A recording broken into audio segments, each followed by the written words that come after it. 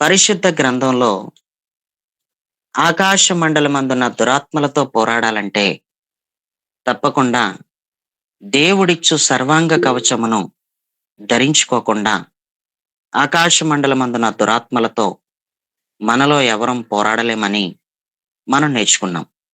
అయితే సర్వాంగ కవచం స్వయంగా మన ప్రభు అయిన యేసుని సూచిస్తుంది అని, సర్వాంగ కవచం స్వయంగా మన ప్రభు అయిన యేసుక్రీస్తు గుణలక్షణాలకి సాదృశ్యంగా ఉంది అని, యేసు ప్రభువారు ఎవరిలో లేకపోయినా వాళ్ళ దురాత్మలతో పోరాడలేరని, యేసుక్రీస్తు ప్రభువారి యొక్క గుణలక్షణాలు ఎవరిలో అయితే ఉండవో వాళ్ళు దురాత్మలతో పోరాడలేరని, అది జరగని పని అని, ఆయనను ధరించుకోకుండా, ఆయన గుణలక్షణాలను ధరించుకోకుండా ఎవరు కూడా సర్వాంగ కవచమును ధరించుకోలేనట్టేనని మనం నేర్చుకుంటూ, ప్రియులారా, మనం నవీన స్వభావమును ధరించుకోవాలి అని, ఆ తర్వాత జాలిగల మనస్సును ధరించుకోవాలని, నవీన స్వభావం మనలో ప్రతి ఒక్కరికి ఉండాలి.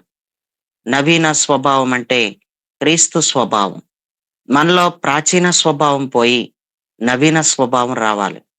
ఆ తర్వాత యేసుక్రీస్తు ప్రభువారికి ఏ మనసు ఉందంటే జాలిగల మనస్సు ఆయనకుంది.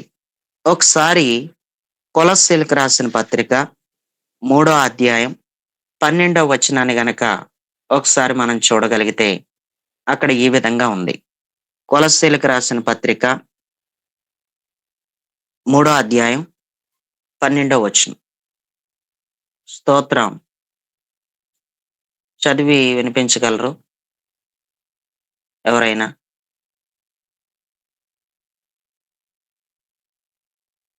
కొలస్సీ కాగా దేవుని చేత ఏర్పరచబడిన కనపడతలేదు. కాగా దేవుని చేత ఏర్పరచబడిన వారును పరిశుద్ధతలను ప్రియులైన వారిని తగినట్లు మీరు జాలిగల మనసును, దయాళాత్మను, వినయమును, స్వాతికమును, దీర్ఘశాంతము ధరించుకొనుడి. ఇక్కడ అపోస్తలుడైన పౌలు కొలస్సీలో ఉన్న వాళ్ళకి ఒక పత్రిక రాసి, ఆ పత్రికలో మీరు జాలిగల మనస్సును, దయాళత్వమును, వినయమును, సాత్వికమును, దీర్ఘశాంతమును ధరించుకోండి అన్నాడు. ఇవి మన ప్రభు అయిన యేసుక్రీస్తులో కనిపిస్తున్న గుణలక్షణాలు. మన ప్రభు అయిన యేసుక్రీస్తులో ఏవైతే కనిపిస్తున్నాయో అవే మనలో కూడా కనిపించాలని దేవుడు ఆశపడ్డాడు. మన ప్రభు అయిన యేసుక్రీస్తులో ఇన్ని గుణలక్షణాలు ఎప్పుడైతే ఉన్నాయో దెయ్యములు కూడా ఆయనకి లోబడుతున్నాయి. దెయ్యాలు కూడా ఆయనకి లోబడటానికి కారణం ఆయనలో ఉన్న గుణలక్షణాలు చాలా శ్రేష్టమైన గుణలక్షణాలు. ఆయనలో ఉన్న గుణలక్షణాలు చాలా ప్రాముఖ్యమైన గుణలక్షణాలు. ప్రియులరా, ఆయన గుణలక్షణాలే గనక మనం ధరించుకుంటే, ఆయన గుణలక్షణాలనే గనక మనం కూడా కలిగి ఉంటే, మనం చాలా సులువుగా దురాత్మలతో యుద్ధం చేయగలుగుతాం అని చెప్పి నేను మీకు జ్ఞాపకం చేస్తున్నాను. దురాత్మలతో పోరాడడం అంటే క్రీస్తు యేసు యొక్క గుణలక్షణాలు లేకుండా, క్రీస్తుని ధరించుకోకుండా ఏ వ్యక్తి కూడా ఆకాశ మండలమందున్న దురాత్మలతో పోరాడలేడు అని నేను మీకు మరింత స్పష్టంగా తెలియజేస్తా ఉన్నాను. దేవుడికి స్తోత్రం. మొన్నటి దినాన్న జాలిగల మనస్సు గురించి శనివారం మనం నేర్చుకున్నాం. ఈరోజు దయాళత్వం లేక దయ గురించి కూడా ఒకసారి మనం బైబిల్లోంచి మనం చూడగలుగుతాం. దయను చూపించాలి. దయను చూపించడం కూడా మరి క్రీస్తును ధరించుకోవడమే. దయను చూపించటం క్రీస్తుని ధరించుకోవడమేనని నేను మీకు జ్ఞాపకం చేస్తున్నాను. దేవుడికి స్తోత్రం. ప్రియులరా, విలాప వాక్యములు 3వ అధ్యాయం 25వ వచనాన్ని ఎవరైనా చదవండి అమ్మా. విలాప వాక్యములు 3వ అధ్యాయం 25వ వచనంలో ఈ విధంగా రాస్తుంది. తన్ను ఆశ్రయించిన వారి ఎడల యెహోవా ఉమ్, దయాళుడు. తన్ను ఉమ్. వెదకువారి ఎడల ఆయన దయచూపువాడు. నరులు తన్ను ఆశ ఆశ్రయించు వారి ఎడల యెహోవా దయాళుడంట. తన్ను వెతుకు వారి ఎడల ఆయన దయ చూపువాడు. నీవే నా ఆశ్రయం, నీవే నా దిక్కు, నీవే నా కోట, నీవే నా కొండ, నీవే నా కేడము, నీవే నా రక్షణ దుర్గము. నాకు నీవు తప్ప ఎవరూ లేరు. ఇదిగో నీ ఆశ్రయంకి వచ్చాను. నీవే నా ఆశ్రయం అయి ఉన్నావు, నీవే నాకు అన్ని అయి ఉన్నావు అంటూ ఆ తన్ను ఆశ్రయించు వారి ఎడల యెహోవా దయాళుడు అని చెప్పాడు.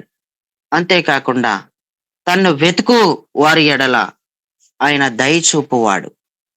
ఆయనను వెతుక్కుంటూ ఎవరైతే వస్తున్నారో, ఆయనను వెతుకుతూ ఎవరైతే ఆయన్ని చేరుకోవడానికి ముందుకు వస్తున్నారో వాళ్ళందరికీ కూడా ఆయన దయ చూపువాడు అని అన్నాడు. దేవుడికి స్తోత్రం. దేవునిని మనం వెదకాలే గాని ఆయన మాత్రం తన దయను సమృద్ధిగా చూపువాడే. మనం దేవునిని వెతకాలే కానీ నీ దయ లేకపోతే బ్రతకలేను, నీ కృప లేకపోతే జీవించలేను, నీవే నాకు అన్ని అయి ఉన్నావు అంటూ నీ పాదాలు పట్టేసుకుంటున్నాను, నీ కాళ్ళు పట్టేసుకుంటున్నాను అంటూ నీ దయ కోసం నేను వచ్చాను, నాకు నీ దయ కావాలి అంటూ ప్రియులరా దేవునిని మనం వేడుకోవాల్సి ఉంటది. దేవుడికి స్తోత్రం. బైబిల్లో సమూయేలు గురించి మనం చదివితే మనుషుల దయ అందును దేవుని దయ అందును అతను వర్ధిల్లినట్టు మనకి కనిపిస్తా ఉంది. అంతేకాకుండా మన ప్రభు అయిన యేసు కూడా మనుషుల దయ అందును దేవుని దయ అందును వర్ధిల్లాడు అని యేసుక్రీస్తు గురించి కూడా రాస్తుంది. మన యేసు మనుషుల దయలోను దేవుని దయలోను కూడా వర్ధిల్లాడు. సమూయేలు కూడా అలాగే వర్ధిల్లాడు. మనకి మనుషుల దయ ఉంటే దేవుడి దయ ఉండదు, దేవుడి దయ ఉంటే మనుషుల దయ ఉండదు. మనుషుల దయ ఉండాలి, దేవుడి దయ కూడా మనకు ఉండాలి. మనుషుల దయలోను దేవుడి దయలోను మనం ఎదగాలని ఆయన కోరుకుంటున్నాడు. అయితే మనకి దేవుని దయే కాదు, మనుషుల దయ అవసరం. మనకి మనుషుల దయే అవసరం కాదు, దేవుడి దయ కూడా అవసరమే అంటూ ఈరోజు నేను మీకు జ్ఞాపకం చేస్తున్నాను. దేవునిని మనం వెతకాలే కానీ ఆయన మాత్రం తన దయను సమృద్ధిగా చూపువాడే అన్నాడు. ఇంతకే ఏదైనా ఒక మాట పట్టుకుంటే దానికి సరైన క్లారిటీ లేకుండా వర్తమానం చెప్పనని మీకు తెలుసు. ఇంతకే దయ అంటే ఏమిటి అనేది మనం నేర్చుకుంటాం. దయ అంటే ఏమిటి ప్రియులరా, ఒక 4 అర్థాలైనా మీకు చెప్పాలని నేను ఆశపడుతున్నాను. దయ అంటే ఏమిటో మనలో ప్రతి ఒక్కరం తెలుసుకోవాలి. దయ అన్న మాట వాడం. మీ దయ ఉంటే మాకు చాలండి, ఎక్కడున్నా మీ దయ ఉన్నది మాకు అని కొన్నిసార్లు అంటా ఉంటావు కదా. దయ ఉంటే చాలు అని దయ అని నిలదీసి దయ అంటే ఏంటో చెప్పు ఒకసారి, నోరు తెరిచి చెప్పు అన్నామనుకో సరిగ్గా కరెక్ట్ గా ఎవరో చెప్పలేరు. దయ అంటే ఏంటో కరెక్ట్ ఆన్సర్ త్వరగా చెప్పలేని పరిస్థితి చాలా మందిలో ఉంటది. దయ అంటే ఏంటో త్వరగా చెప్పు అన్నామనుకో, ఆగండి చెప్తాను, కంగారు పెడతారేంటి అంటారు. ప్రియులరా, దయ అంటూ వచ్చింది కానీ దయ అంటే ఏంటో తెలిసి ఉండాలి.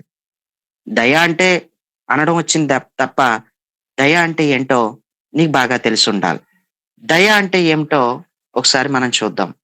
దయ అంటే ఇతరులకు సహాయం అందించడం లేదా ఇతరుల పట్ల శ్రద్ధ చూపించే ప్రవర్తనను కలిగి ఉండడం దయ చూపించటం. దయ చూపించటం అంటే ఇతరులకు సహాయం అందించటం, లేకపోతే ఇతరుల పట్ల శ్రద్ధ చూపించే ప్రవర్తన.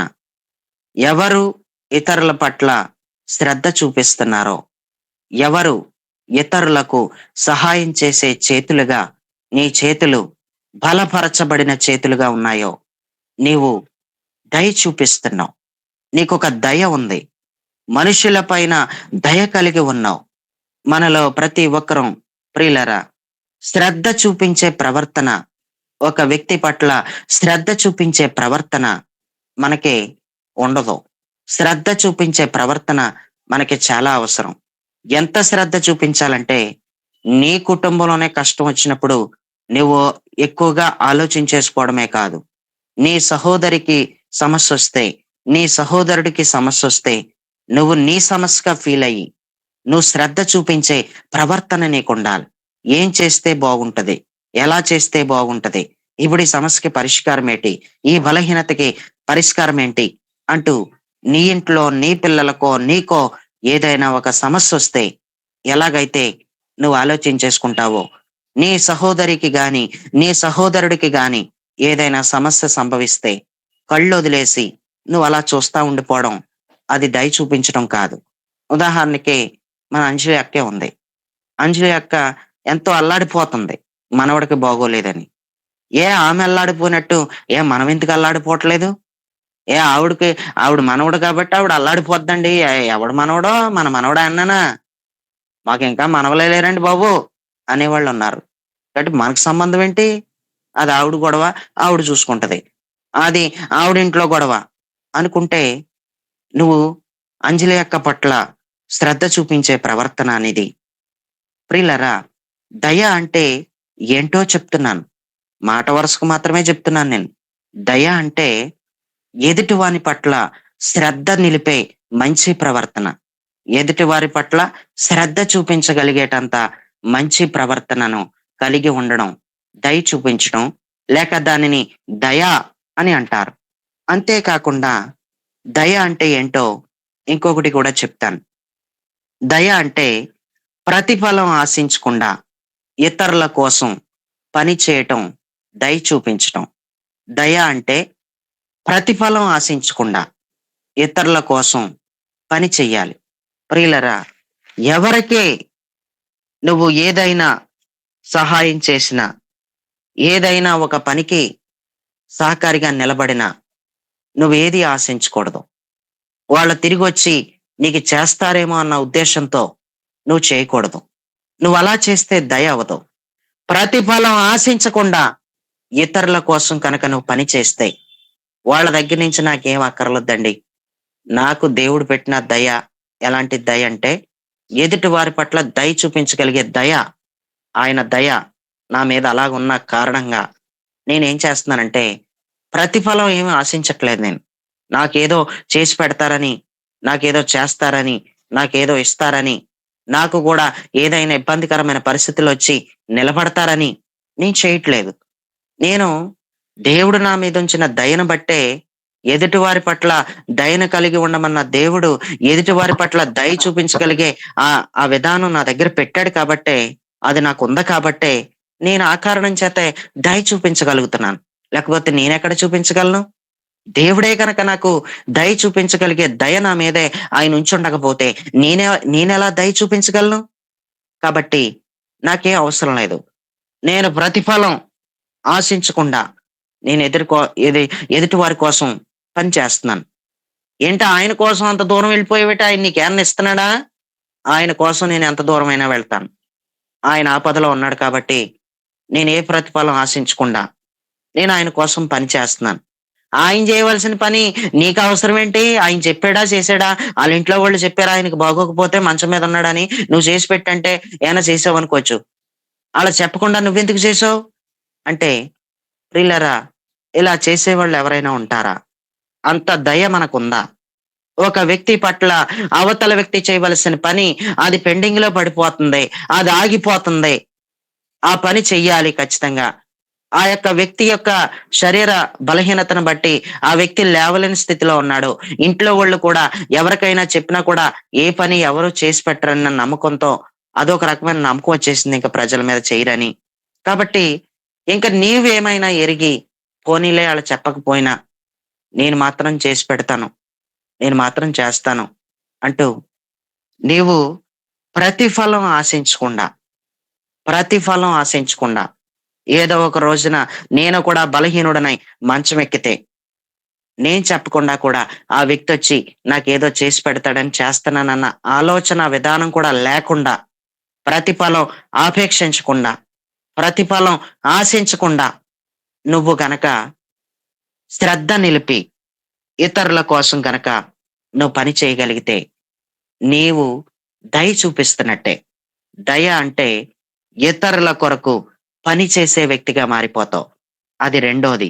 మొట్టమొదటిది ఏంటంటే సహాయం చేస్తావు, లేకపోతే శ్రద్ధ చూపించే వ్యక్తిలాగా మారిపోతావు. దానిని దయ చూపించటం అని అంటారు. ఇకపోతే మూడవది ఏం చెప్తానంటే, దయ చూపడం అంటే మంచి చేయాలనే సంకల్పమును కలిగి ఉండడం. మంచి చెయ్యాలనే సంకల్పమును కలిగి ఉండడం దయ చూపించటమే. నేను ఏ వ్యక్తికైనా నేను మంచి చెయ్యాలి, నేను చెడ్డ చేయకూడదు, నేనే వ్యక్తికైనా మంచే చేస్తాను అంటూ మంచి చెయ్యాలి అనే సంకల్పం, అదొక సంకల్పం. నీ తలంపుల్లో ఉన్న సంకల్పమే ఏంటంటే నేను ఏ వ్యక్తికైనా నేను మంచి చేస్తాను, ఏ వ్యక్తికైనా నేను మేలే చేస్తాను, ఏ వ్యక్తికైనా నేను ఉపకారమే చేస్తాను, ఏ వ్యక్తికి నేను కీడు చేయను. దయ చూపించడం అంటే మంచి చెయ్యాలనే ఒక సంకల్పం నువ్వు కలిగి ఉండడం, అది దయ చూపించడమే అవుతుంది. దేవుడికి స్తోత్రం. ఇంకా చెప్పాలంటే మరొక పాయింట్ కూడా చెప్తాను. దయ అనేది దేవుని స్వభావం యొక్క దైవ లక్షణమై ఉంది. దయ అంటే దేవుని యొక్క స్వభావం యొక్క దైవ లక్షణం అది.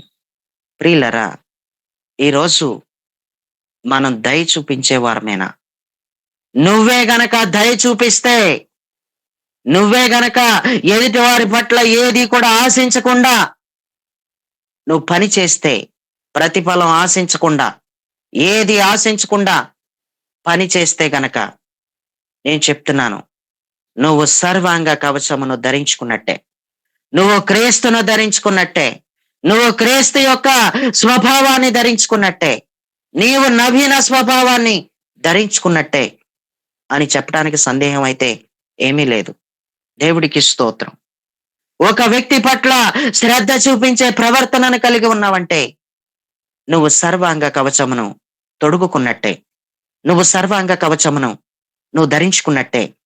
నువ్వు సర్వాంగ కవచమును ధరించుకోకుండా ఆకాశ మండలమందున్న దురాత్మల సమూహముతో పోరాడలేవు. నీవు దయ చూపించడం ద్వారాగానే అపవాది నడుమును విరిచివేయగలవు. నీవు ఇతరుల పట్ల దయ చూపించడం ద్వారాగా అపవాది ఓడిపోతాడు. దేవుని పక్షంగా నువ్వు గెలుస్తావు. అపవాది కిందుంటాడు, నువ్వు పైనుంటావు. అపవాది ఎప్పటికీ తోకే గాని నువ్వెప్పటికీ తలే. ఎప్పుడైనా సరే క్రీస్తు గుణలక్షణాలలో దాగి ఉన్న ప్రాముఖ్యమైన గుణలక్షణం దయ చూపించటం. ఒక వ్యక్తి పట్ల దయ చూపించే మనస్సు మనలో ప్రతి ఒక్కరికి, నేను మంచి చెయ్యాలన్న కోరిక, నేను మంచి చెయ్యాలన్న ఆపేక్ష మనలో ప్రతి ఒక్కరిలోనూ ఎప్పుడైతే ఉంటుందో, నేను చెబుతున్నాను, నువ్వు సర్వాంగ కవచమును ధరించుకున్నట్టే. నువ్వు సర్వాంగ కవచమును ధరించుకున్న వ్యక్తివే. నువ్వు దురాత్మలతో యుద్ధం చేయడానికి, నువ్వు దురాత్మలతో పోరాడడానికి, ఆత్మ సంబంధమైన ప్రపంచంలో అడుగుపెట్టి ఆత్మ సంబంధమైన యుద్ధం చేయడానికి నిన్ను నువ్వు సిద్ధం చేసుకున్నట్టే, నువ్వు రెడీగా ఉన్నట్టే అని నిన్ను జ్ఞాపకం చేస్తున్నాను. అయితే దయ అంటే ఏమిటో అందరికీ ఒక క్లారిటీ స్పష్టంగా వచ్చింది అని నేను ఆశిస్తున్నాను.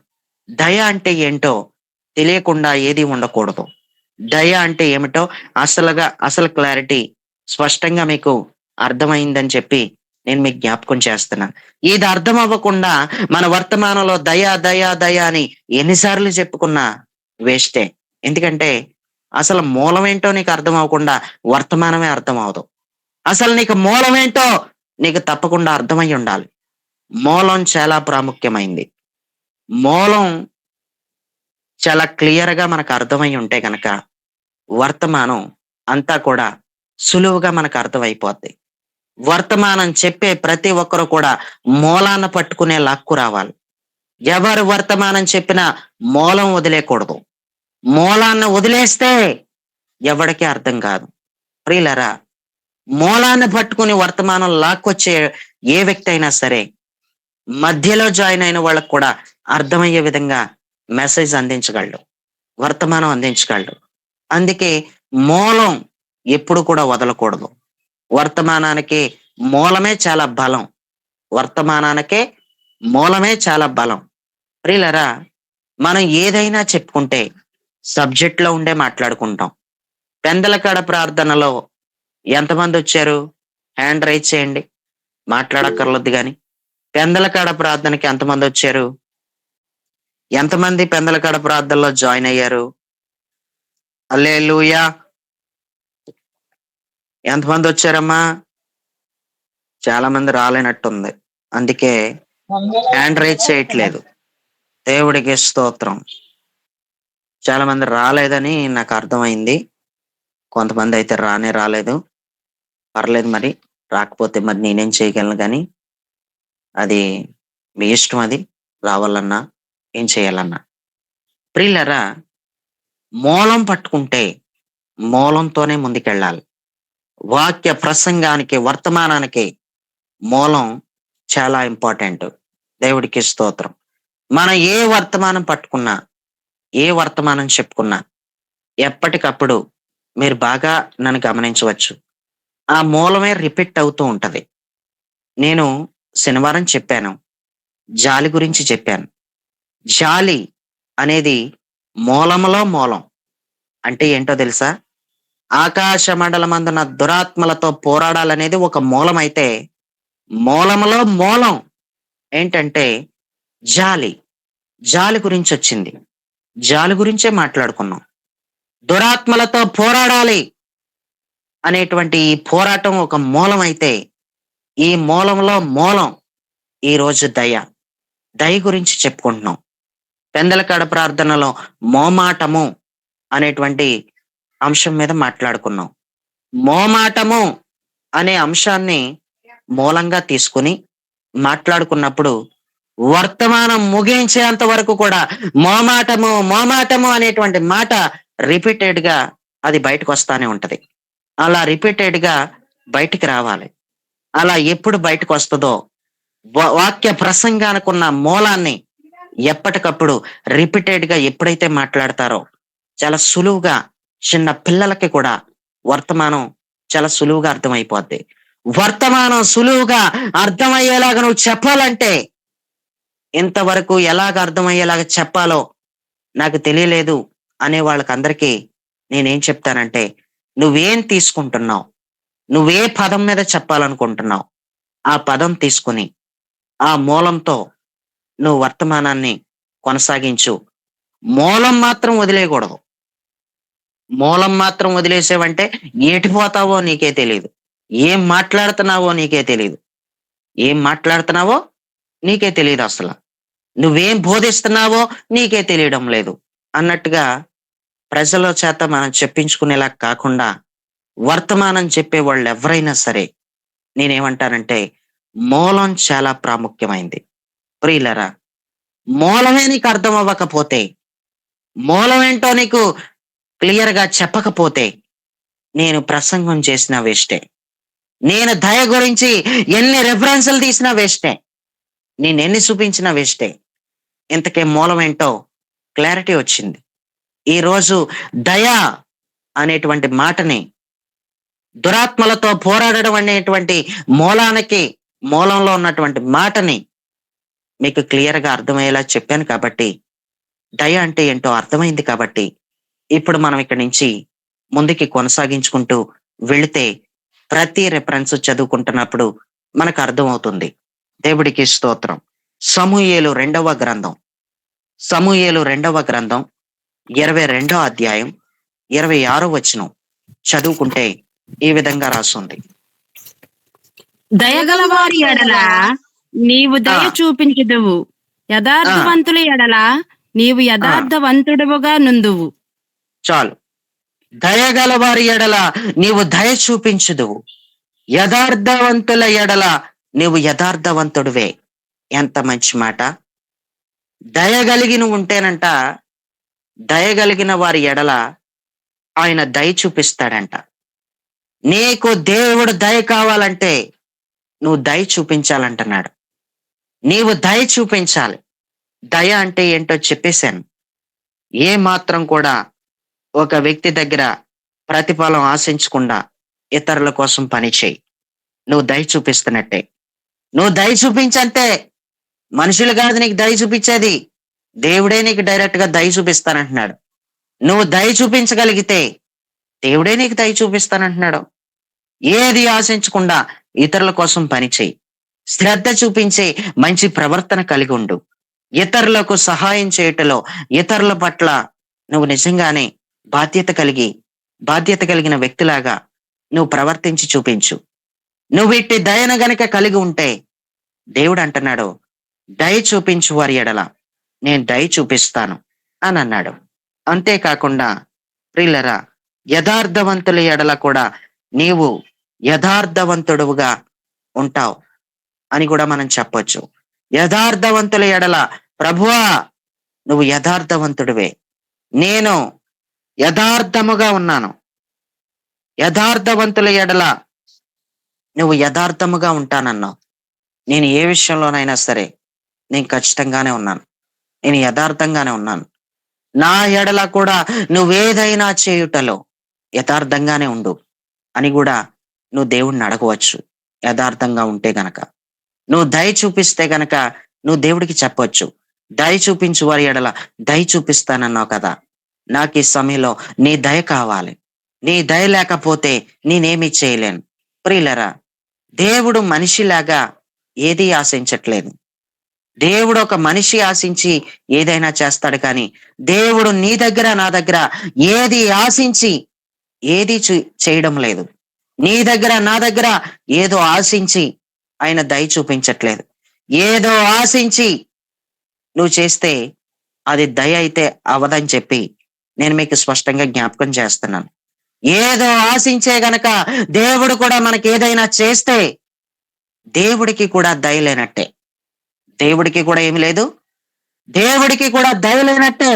దేవుడు ఏ మనిషిని కూడా ఎక్కడా కూడా ఏ వ్యక్తి దగ్గర కూడా ఏది ఆశించకుండా ఆయన నీకు సహాయం చేస్తున్నాడు. ఆయన నీకు ఉపకారం చేసుకుంటానే వచ్చాడు. ఇప్పటి వరకు ఆయన ఉపకారాలు పొందుకుంటానే ఉన్నావు. ఆయన చేసినటువంటి మేలులు పొందుకుంటానే ఉన్నావు.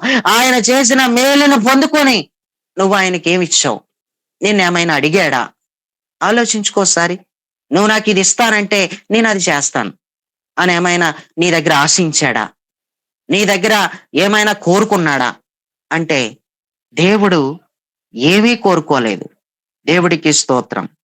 దేవుడు చూపించు ఈ దయను కృప అని కూడా అనవచ్చు, కృప అని కూడా అనవచ్చు. దేవుడికి స్తోత్రం.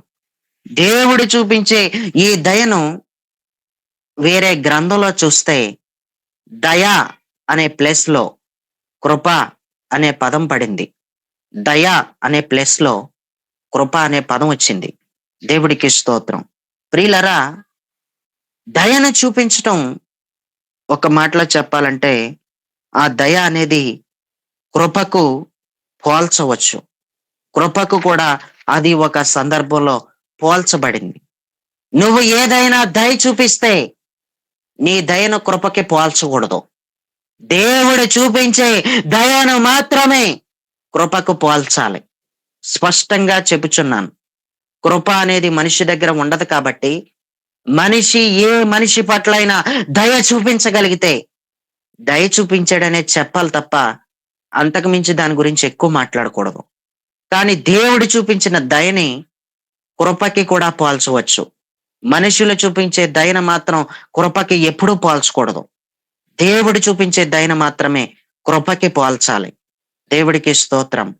మొదటి దినవృత్తాంతాల పుస్తకం 28వ అధ్యాయం 4వ వచనం. మొదటి దినవృత్తాంతాలు 28:4 చదివి సహకరించండి. ఇశ్రాయేలీయుల మీద నిత్యము రాజునై యుండుటకు ఇశ్రాయేలీయుల దేవుడైన యెహోవా నా తండ్రి ఇంటి వారందరిలోనూ నన్ను కోరుకొనెను.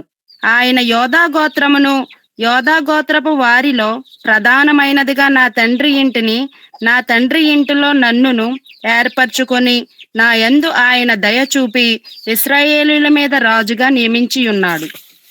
చదువుకున్నటువంటి వాక్య భాగంలో దావీదు అంటున్నాడు, నా యందు ఆయన దయ చూపి ఇజ్రాయేలీల మీద రాజుగా నియమించి ఉన్నాడు. ఇది స్వయంగా దావీదు చెప్తున్న మాట. నా యందు ఆయన దయ చూపించాడు. ఆయన దయ వలన గొర్రెలు మేపుకుంటున్నవాడు రాజు అయిపోయాడు. చూసారా ఎంత దయ! దేవుడి దగ్గర ఉన్న దయ ఒక్క మాటలో చెప్పాలంటే ఇది కృపకు పోల్చబడింది. దేవుడి దగ్గర ఉన్న దయ మాత్రమే, దేవుడి దగ్గర ఉన్న దయ మాత్రమే, దేవునికి ఉన్న దయ మాత్రమే కృపకు పోల్చబడింది. అది ఎంత అద్భుతమైనటువంటి మాట! ఎక్కడో మూల ఎవరు లక్ష్య పెట్టనటువంటి వ్యక్తిని తీసుకుని వచ్చి సింహాసనం మీద కూర్చోబెట్టాడు. ప్రియులరా, ఎంత దయ, ఎంత దయ చూపించాడు! నువ్వెవరినైనా ఎక్కడైనా కూర్చోబెట్టగలవా? ఆలోచించు. అసలు నిలబడున్న నీ కొడుకు ఏడుస్తూ, ఏడుపు కొట్టు ముఖంతో ఏడుస్తూ ఉన్నాడు అనుకో, ఒరే కూర్చోరా మాట్లాడుకో అని కుర్చీలో కూర్చోబెట్టలేకపోతున్నాం, ఓ చైర్లో కూర్చోబెట్టలేకపోతున్నాం. కూర్చోమంటుంటే కూర్చోవట్లేదని వదిలేసాం. శారీరకంగా ఆఫ్టర్ నువ్వు ఒక చైర్లోనే కూర్చోబెట్టలేని దానివి, ఒక చైర్లో కూర్చోబెట్టలేని వాడివి, నువ్వేం చేయలేవు అసలు. ప్రియులరా, ఎక్కడో గొర్రెలు మేపుకుంటున్న వాడిని సింహాసనం మీద కూర్చోబెట్టి రాజుగా చేసేసాడు. ఎంత దయ! అక్కడ దావీదు నా యందు ఆయన దయ చూపించాడు. ఆయన చూపించిన దయ ఏంటంటే ఇజ్రాయేలీల మీద రాజుగా నియమించాడు. ఆయన చూపించిన దయ ఇదే, ఇజ్రాయేలీల మీద రాజుగా నియమించేశాడు నన్ను అంటూ ఆ మాట చెప్పాడు. అక్కడితో ఆగిపోకుండా కీర్తనల గ్రంథంలో ఆయనను గురించి ఇంకేం రాస్తుందంటే, కీర్తనల గ్రంథం 119వ కీర్తన 68వ చరణం మనం చదివితే అక్కడ ఈ విధంగా రాస్తుంది. కీర్తనలు 119:68 చదివి సహకరించండి. నీ ఆజ్ఞలను అనుసరించుటకు నేను జాగారం చేయక త్వరపడితిని. భక్తిహీనుల పాశములు నన్ను అమ్మా చుట్టుకొట్టున్నవి. 119:68 చదివేది? 68 పాస్టర్ గారు. నీవు దయాళుడివై మేలు చేయుచున్నావు, నీ కఠినలను నాకు బోధింపుము. చాలమ్మా, మనం అనుకున్న మాట వచ్చేసింది. దయాళు నీవు దయాళుడివై మేలు చేయుచున్నావు, నీవు దయాళుడు అంటూ ఆయన దయాళుడు అనేటువంటి పేరు ఆయనకుంది. ఆయన పేరు దయాళుడు. ఆయన ఏ సమయంలో ఏ కార్యం చేసినా ప్రియులరా, కొంతమంది జీవితంలో చాలా బలంగా ఆయన తన దయను బట్టే చేశాడు. ఆయన దయాళుడు. ఆయన ఎంత దయాళుడు అంటే ప్రియులరా, ఆయన గురించి ఇంకా మనం చదివితే కీర్తనలు 136 మొదటి చరణం చదివితే అక్కడ ఈ విధంగా రాస్తుంది. యెహోవా కీర్తనలు దయాళుడు, ఆ ఆయనకు కృతజ్ఞతాస్తుతులు చెల్లించుడి. ఆ ఆయన కృప నిరంతరం ఉండును. చాలు. యెహోవా దయాళుడు, ఆయనకు కృతజ్ఞతాస్తుతులు చెల్లించాలంట. ఆయన దయాళుడు కాబట్టి ఆయనకి కృతజ్ఞతాస్తుతులు ఖచ్చితంగా చెల్లించాలి. ప్రియులరా, కృతజ్ఞతాస్తుతులు ఎందుకు చెల్లించాలి అంటే దయాళుడు, నీ ఎడల దయ చూపుతున్నాడు. ఆయన చూపించినట్టుగా దయ మనుషుడు ఎవడూ చూపించలేదు. ఆయన నీ ఎడల ఎంతో దయ చూపిస్తున్నాడు. దేవుడికి స్తోత్రం. ఆయన ఎప్పటికీ దయాళుడే. ఆయన కృప నిరంతరం ఉండును అన్నాడు. యెహోవా దయాళుడు, ఆయనకి కృతజ్ఞతాస్తుతులు చెల్లించడి అని చెప్పి అక్కడతో క్లోజ్ చేసేలేదు. ఆయన కృప నిరంతరం ఉండును అన్నాడు. దయ గురించి మాట్లాడి క్రింద మళ్ళా కృప గురించి మాట్లాడాడు. మనం బాగా అర్థం చేసుకోవాలి. దయకి కృపకి బాగా దగ్గర సంబంధం. ఒక మాటలో చెప్పాలంటే దయ అనేది ఒక సందర్భంలో కృపకి కూడా పోల్చబడినట్టు మనకు ఆధారాలు ఉన్నాయి. దేవుడికి స్తోత్రం. ప్రియులరా, ఇంకొక మాట మనం చదువుకుంటే గనక సామెతల గ్రంథం 3:34 చదవండి. సామెతలు 3:34. సామెతలు 3:34. ఇంతమంది ఉన్నారు. ఎస్తేరి పాశ్రమ్ గారు ఉన్నారు, వీళ్ళందరూ ఉన్నారు. ఏం చేస్తున్నారు మీరు అసలు చదవకుండా? రాణి గారు ఉన్నారు. ఎవరో ఒకరు తీసుకుని చదవాలి కదమ్మా బైబిల్. టైం వేస్ట్ అవుతుంది కదా, ఫాస్ట్ గా తీయాలి కదా. చదవమ్మా. అపహాసకులను ఆ, ఆయనను అపహసించును, దీనుని ఎడల ఆయన దయ చూపును. ఎవరి ఎడల దయ చూపుతాడో కూడా చెప్పాడు. దీనుని ఎడల దయ చూపుతాడు. ఆయన ఎవరిని ఎడల దయ చూపుతాడంటే, నువ్వు చాలా దీనురాలుగా కనుకుంటే, చాలా దీనుడిగా కనుకుంటే, ఆయన నిజంగా నీ ఎడల ఏం చేస్తాడంటే దయ చూపుతాడు. అపహాసకులను ఆయన అపహాసిస్తాడు. దీనుని ఎడల ఆయన దయ చూపుతాడు. నీవు నేను కూడా దయ చూపించాలంటే ఆత్మఫలమైన పరిశుద్ధాత్మ నీలో ఉండాలి.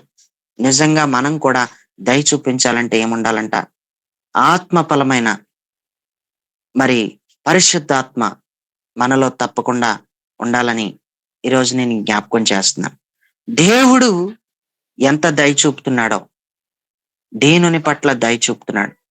మనలో ప్రతి ఒక్కరం కూడా ప్రియులరా దీనులుగా మారిపోయి మనం కూడా దయ చూపించే వ్యక్తిలాగా మనం మారిపోవాలంతే. ఒక వ్యక్తి ఎప్పుడూ కూడా దయ చూపించలేడు. ఒక వ్యక్తి ఎప్పుడైనా దయ చూపించాలంటే ఆత్మఫలమైన పరిశుద్ధాత్మ మనలో ఉండకుండా మనం ఏం చేయలేమంటే దయ చూపించలేం. గలతీయులకు రాసిన పత్రిక 5:22 చదవండి. గలతీయులకు రాసిన పత్రిక 5:22 చదివితే అక్కడ ఈ విధంగా వ్రాయబడి ఉంది.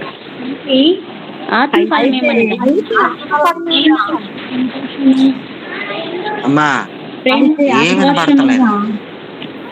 అయితే ఆత్మఫలం ఏమనగా ప్రేమ, ఆ, సంతోషము, సమాధానము, దీర్ఘశాంతము, దయాళత్వము, మంచితనము, విశ్వాసము, సాత్వికము, ఆశా నిగ్రహము. ప్రియులరా గలతీయులకు రాసిన పత్రికలో ఆత్మఫలం ఇదే అని చెప్పి ఆత్మఫలంలో వచ్చినటువంటి మాట దయాళత్వం.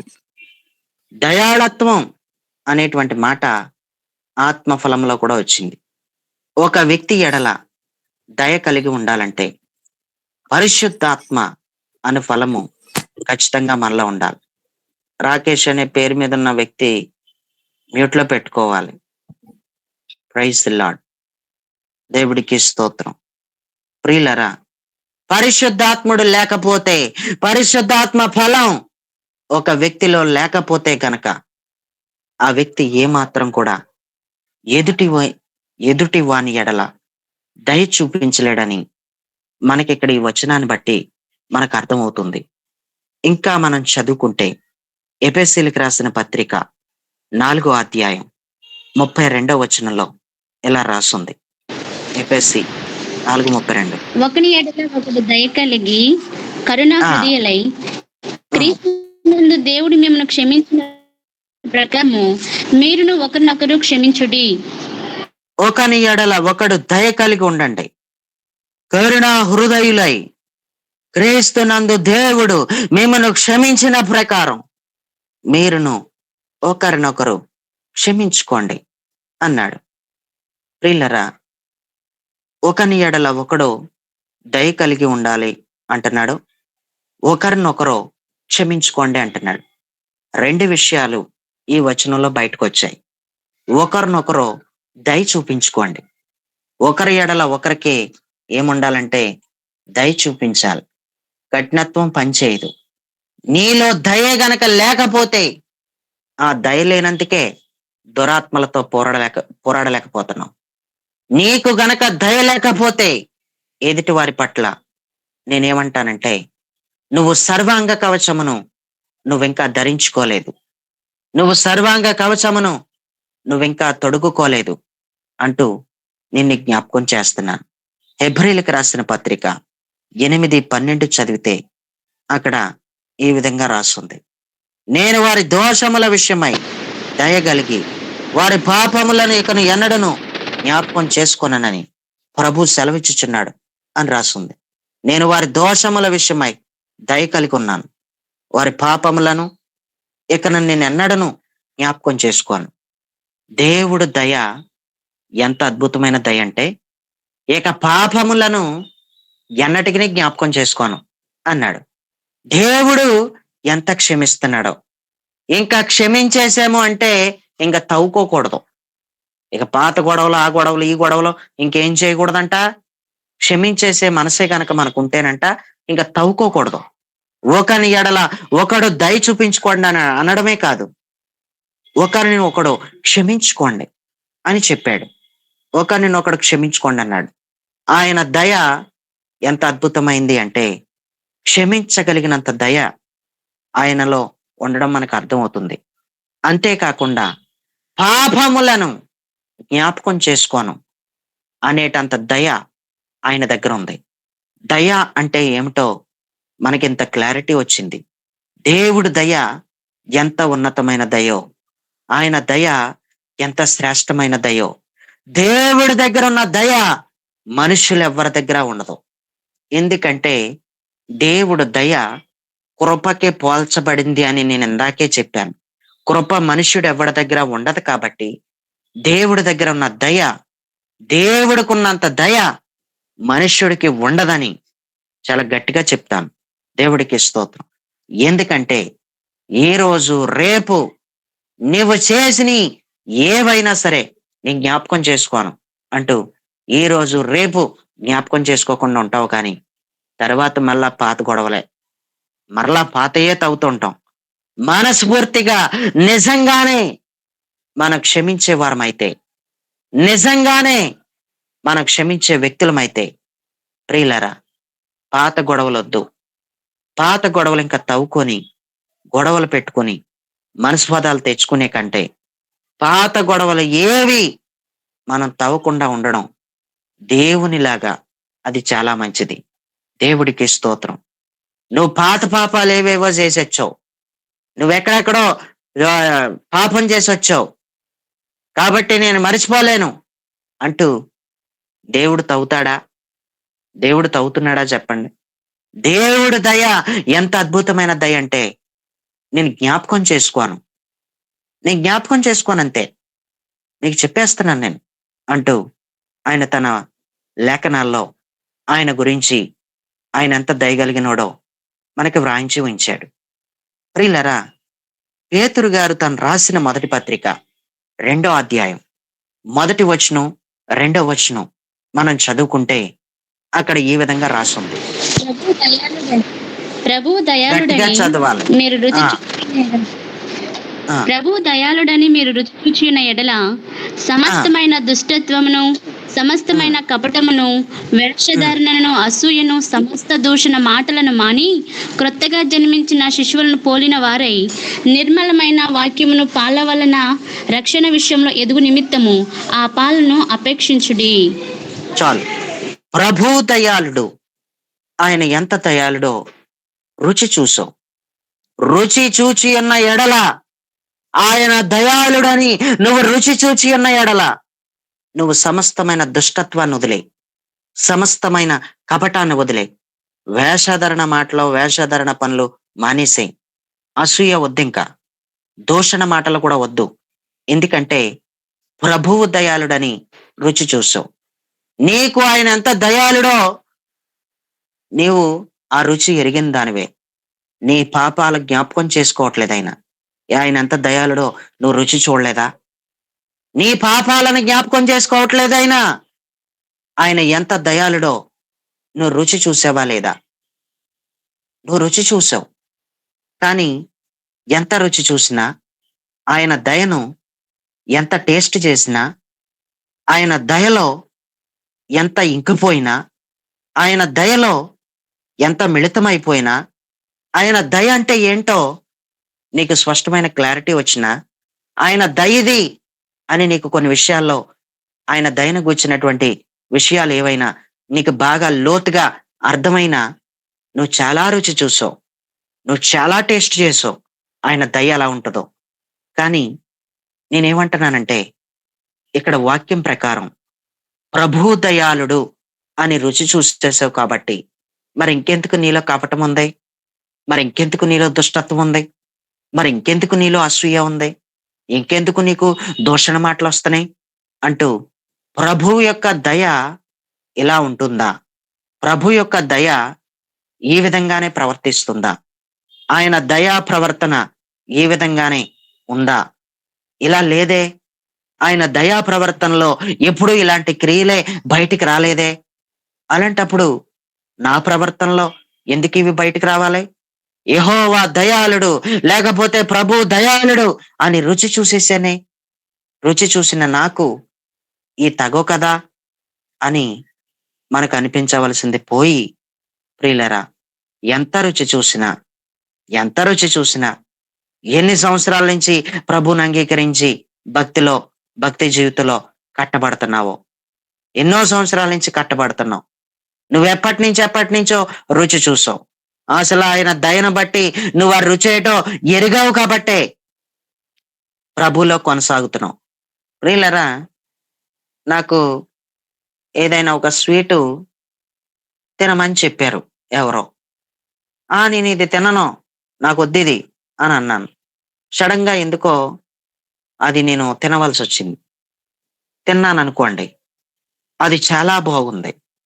దాని రుచేటో ఎరిగాను.